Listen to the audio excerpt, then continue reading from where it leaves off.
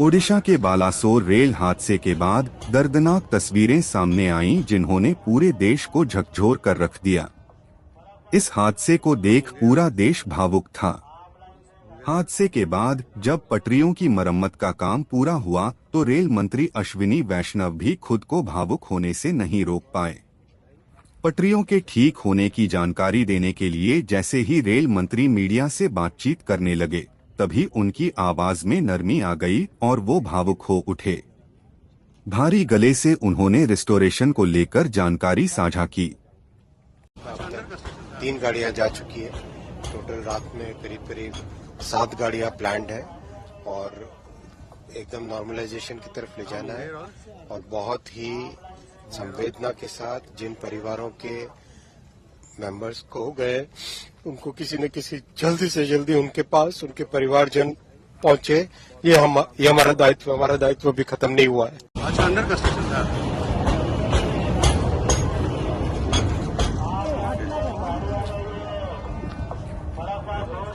हाँ, मुंगेर और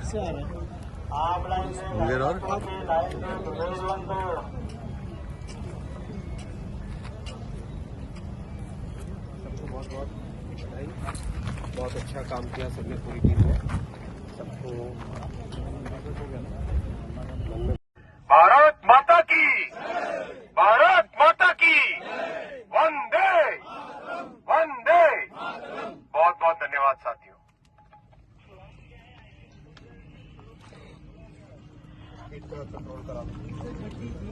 आप लोग कहते हैं रेलवे का, तो जब हम श्रद्धेय अटल बिहारी वाजपेयी जी की सरकार में थे रेल मंत्री, और उस समय भी कहीं कहीं तो हमने तो बार बार हम कहते थे रिजाइन का हम नहीं करेंगे, तो उन्होंने कहा कि नहीं इस काम को करिए।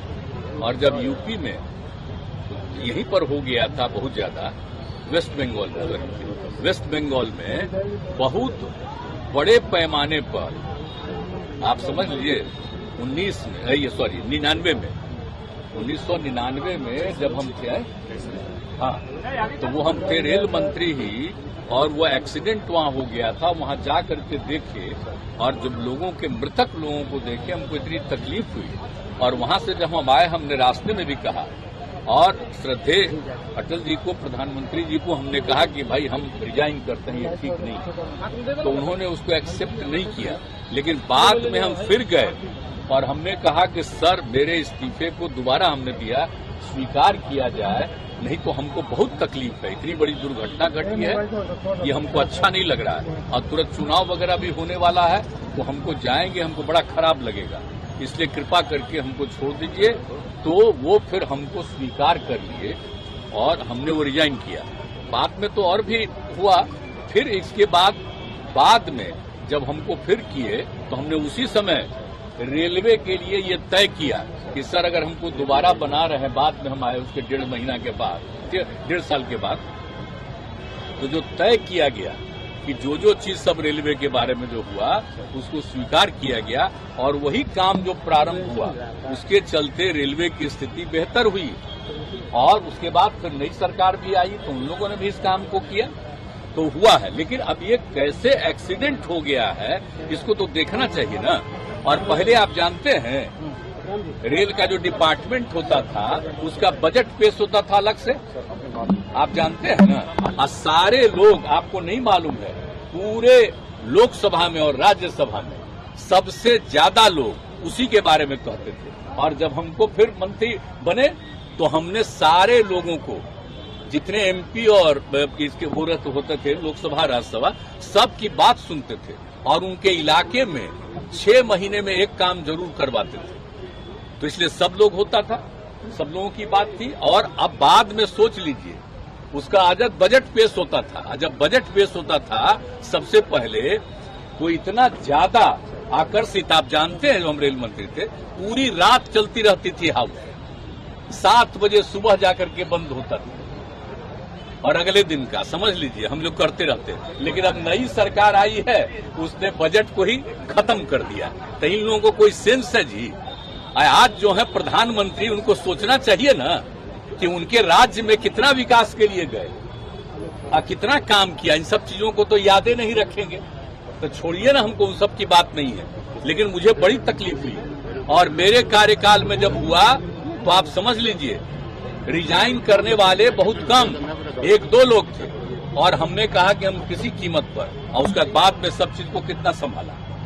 अब अभी हो रहा है, अच्छा नहीं लग रहा। हम तो कुछ कहते नहीं है, हमको उस पर दुख प्रकट किया, हमने तो कुछ नहीं कहा, लेकिन अब आज आप पूछ रहे तो आपको कह रहे। यानी रेलवे का जो होता था, अगर इसी को फिर जगह हर बार सदन में बातचीत होती तो जितने लोग सदस्य थे, एमपी और दोनों जगह के, लोकसभा राज्यसभा, सब कितना करते थे।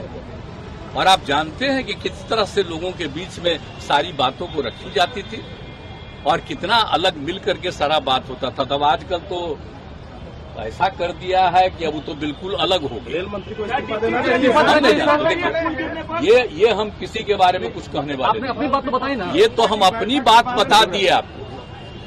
हमको तो आदरणीय प्रधानमंत्री जी चाह रहे थे कि नहीं, लेकिन फिर भी जब हमने कहा तो जब हम उनको एकदम एक बार रिजेक्ट कर दिए, दोबारा जब हम जा करके हाथ जोड़ करके हम चरण स्पर्श करते हुए कहते रहे कि हमको छोड़ दिया जाए, बहुत गंदा हुआ, तो अंत में वो स्वीकार किए। तो बात अलग, हम किसी को क्यों कहेंगे आप करिए नहीं करिए, लेकिन हम कह रहे हैं क्या रेलवे का जो बजट पेश होता था वो तो उस तरह का प्रावधान नहीं ना होता है जी। नहीं तो एक एक चीज बात तो सबको मालूम होता। और आप जानते हैं इस देश में सबसे पुराना जगह क्या है? रेल है। और सबसे ज्यादा जरूरी क्या है? लोगों की सुविधा किससे है? उसी पर ना चलते हैं लोग। तो ये तो बहुत आवश्यक चीज है, लेकिन उसको छोड़ करके लोग अपने ढंग से आजकल काम प्रचार प्रसार कर रहे हैं। सारा चीज आप समझ लीजिए, ये लोग को जितना पुराना सब चीज है सबको खत्म कर देंगे, पौराणिक कर देंगे।